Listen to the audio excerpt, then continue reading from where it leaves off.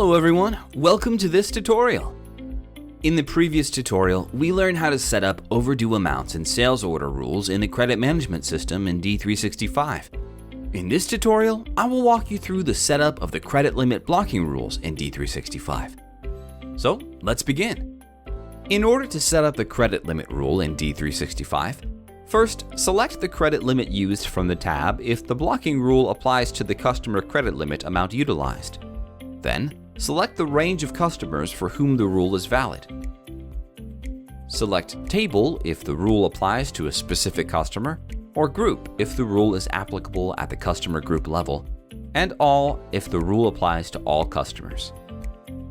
Once we have specified the range, we need to specify the account or group used in the range. For the table range, the lookup will provide a customer. Select Group if the rule applies to a customer credit management group, or All if the rule is applicable to all customers. Now, we need to select a risk group if we wish to further limit the list of customers that goes on credit hold. Select the type of rule, blocking or exclusion. Blocking will create a rule that blocks an order. Exclusion will create a rule that will exclude another rule from blocking an order. Now, select the threshold remaining. This will define the percentage of the credit limit that will block the sales order. If the value of an order increases the amount of the credit limit used above the percentage, then the order will be placed on hold automatically.